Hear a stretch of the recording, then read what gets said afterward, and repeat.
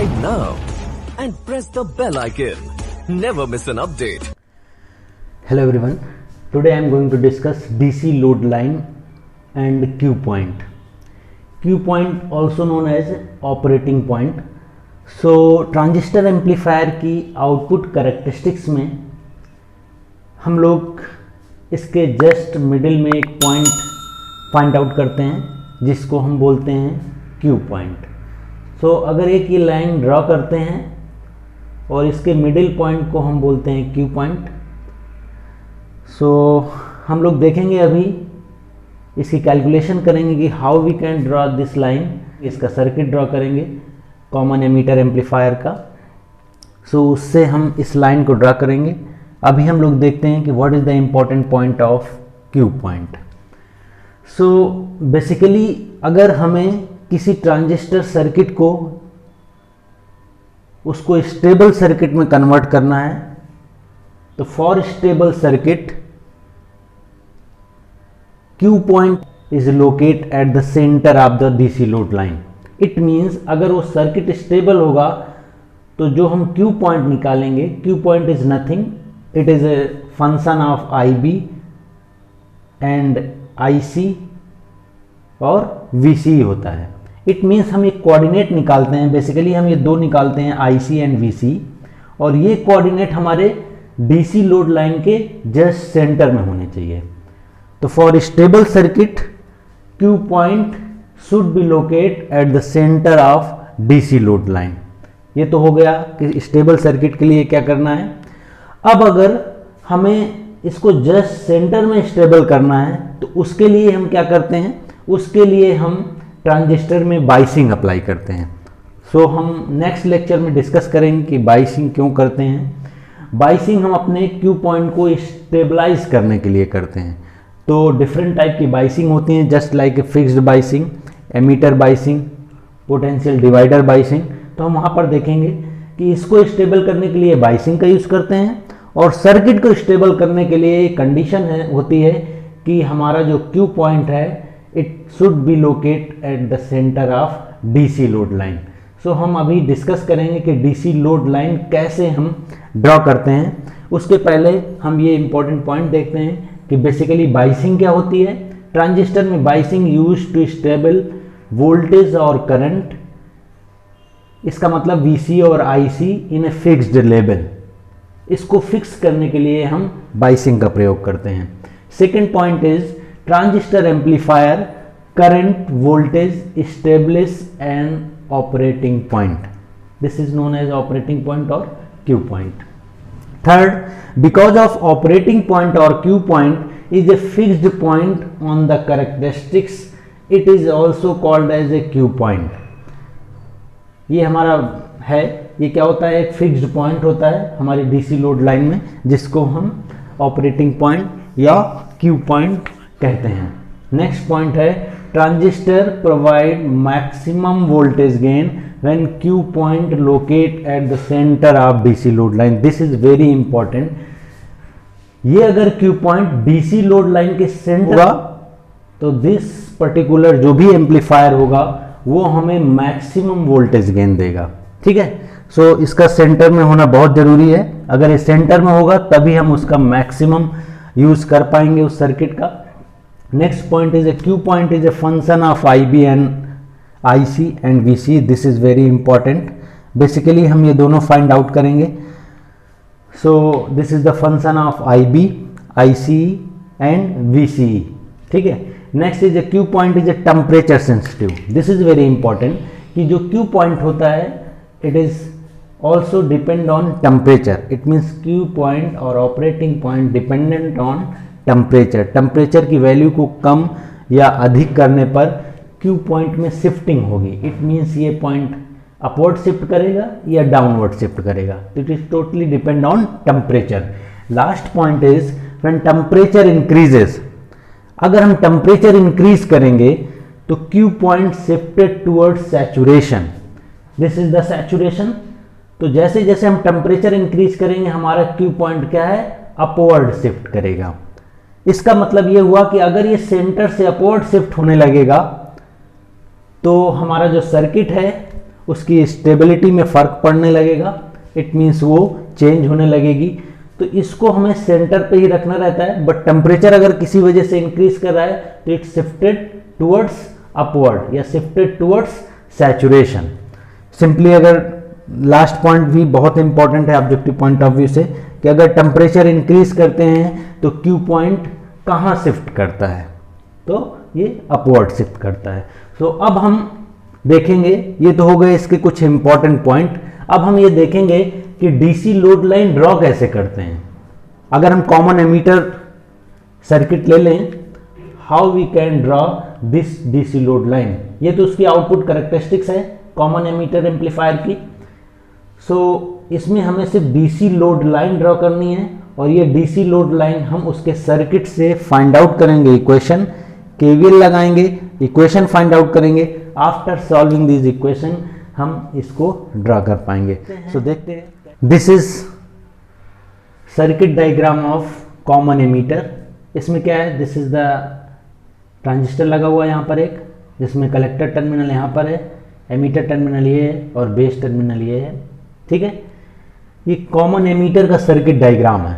सो अगर हम देखें यहाँ पर तो कलेक्टर और एमीटर के बीच में एक बैटरी VCC लगी है, उसमें एक रेजिस्टेंस RC लगा है, और ये एक सर्किट कंप्लीट हो गया है आउटपुट साइड का। सिंपली अगर इनपुट साइड की बात करें तो यहाँ पर एक VBB लगा है, उसमें एक रेजिस्टेंस लगा है। यहाँ पर base to emitter voltage VB work करता है। यहाँ कलेक्टर और एमीटर टर्मिनल के बीच का जो वोल्टेज होता है वो VCE है। ठीक है, सो हमने ये लिख दिया है यहाँ पर। अब हमें क्या करना है, इस सर्किट डायग्राम की हेल्प से हमें करंट की इक्वेशन फाइंड आउट करनी है, और उस करंट की इक्वेशन को इस आउटपुट कैरेक्टरिस्टिक्स में प्लॉट करना है। So this is the output characteristics, किसके बीच में, this is between collector current and VCE। तो अगर इसको कंपेयर करें y और x एक्सेस में, तो this is the y axis, it means y IC है और x एक्सेस में VCE है। सो हम इस सर्किट की हेल्प से एक लाइन की इक्वेशन फाइंड आउट करेंगे, जो कि y is equal to mx plus c की फॉर्म में होगी, जिसमें y क्या होगा IC, mx, x क्या होगा VCE। तो with the help of this circuit we can find out. So देखते हैं कैसे करेंगे। तो सबसे पहले हम लोग इसमें KVL अप्लाई करेंगे और कोशिश करेंगे कि हम एक लाइन की इक्वेशन फाइंड आउट करें जो कि y is equal to mx plus c की फॉर्म में हो, यानी y की जगह IC और x की जगह VCE आए। सो सबसे पहले हम KVL अप्लाई करते हैं अपने आउटपुट साइड में। तो सिंपली यू कैन सी, अगर यहाँ पर KVL स्टार्ट करें तो ये एक पूरा लूप बन रहा है ऐसे। ठीक है, यहाँ पर KVL अप्लाई कर देंगे, यहाँ पर applying KVL at output side. ठीक है, सो यहाँ पर हमें अप्लाई करना है। तो सिंपली देखते हैं, एक जगह से स्टार्ट करते हैं अपवर्ड मूव करना ऐसे। तो यहाँ से अगर स्टार्ट करें तो ऐसे जाएंगे तो हमें बैटरी मिल गई, निगेटिव से पॉजिटिव है तो पॉजिटिव साइन के साथ क्या लिख देंगे VCC। फिर आगे गए तो रेजिस्टेंस मिला तो माइनस लगा दिया, और इसमें करंट कितनी जा रही है IC, ये IC जा रही है इस लूप में। तो रेजिस्टेंस है तो क्या हो जाएगा करंट इंटू रेजिस्टेंस, तो यहाँ हो जाएगा IC इंटू RC। हम यहाँ पहुँच गए। अब यहाँ पर आए, अब यहाँ पर जब जाएंगे तो देख रहे हैं कि प्लस से माइनस जा रहे हैं, प्लस से माइनस, तो निकलते टाइम माइनस होगा। यहाँ पे वैल्यू कितनी है उसकी VCE। फिर यहाँ आ गए और वहीं आ गए जहाँ से हम चलना स्टार्ट किए थे। ठीक है, सो इक्वल टू क्या हो जाएगा 0। यहाँ से हम देख लेते हैं कि हमें सॉल्व करते हैं इसको। तो अगर इसको सॉल्व करें तो सिंपली यहाँ से हो जाएगा IC RC is equal to VCE minus, और ये हो जाएगा VCC। ठीक है, इसमें माइनस का मल्टीप्लाई कर दें और RC को इधर ले जाएं तो यहाँ से आ जाएगा IC इज इक्वल टू, और माइनस का मल्टीप्लाई कर दें तो 1 upon R C V C plus V C C आ जाएगा। ठीक है, अब ये इक्वेशन आ गई आपके पास। सो सिंपली इसमें हम देख सकते हैं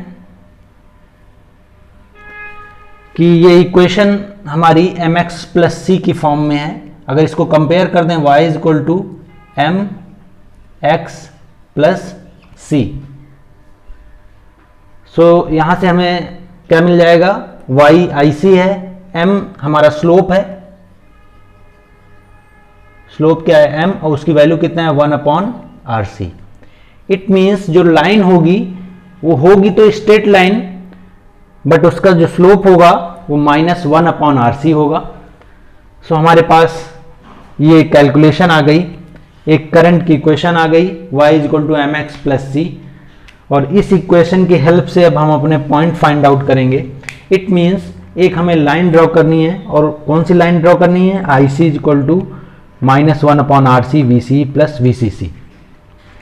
अब अगर ये लाइन इसमें ड्रॉ करें हम, तो सिंपल यहां पर देख सकते हैं I C is equal to -1 upon R C, और ये है वी सी ई, ठीक है, प्लस वी सी सी। ठीक है, अब हमें ये पॉइंट सेलेक्ट करना है कि यहां पर लाइन कहां से स्टार्ट होगी। तो अगर इस लाइन में हमें सेलेक्ट करना है कि लाइन कहां से स्टार्ट होगी, सो हम देखेंगे कि इस जगह वी सी की वैल्यू कितनी है, 0 है, यहाँ पे 0 है। So put V C is equal to 0 in this equation. तो when V C is equal to 0, तो आपको आई सी की वैल्यू मिल जाएगी कि कितना मैक्सिमम आ रहा है। तो इसमें लिख देते हैं कि if V C is equal to 0, और इस पर पुट करेंगे तो यहाँ से हो जाएगा आई सी, यहाँ पर 0 पुट कर देंगे तो यहाँ पे आ जाएगा V C C upon R C.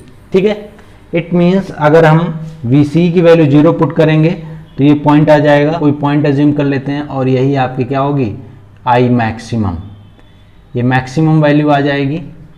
ठीक है, अब सिंपली दूसरा देखते हैं केस। अब हमें यहाँ पे पॉइंट फाइंड आउट करना है। तो अगर इस लाइन में हमें पॉइंट फाइंड आउट करना है इस करंट इक्वेशन का, तो अगर इस लाइन में देखें तो यहाँ पर करंट कितनी है, y एक्सेस कहाँ है, यहाँ 0 है। तो अगर हम यहाँ पर एज्यूम कर लें कि if I C is equal to 0, तो अगर I C is equal to इसमें 0 पुट कर देंगे तो 0 is equal to -1 upon R C V C plus V C C upon R C. So यहाँ से वी सी की वैल्यू आ जाएगी वी सी सी, ये इधर आएगा, minus minus cancel out, R C का मल्टीप्लाई हो जाएगा। सो यहाँ पर हमारे पास वैल्यू आ जाएगी वी सी की, तो वी सी की वैल्यू आ जाएगी दिस वन।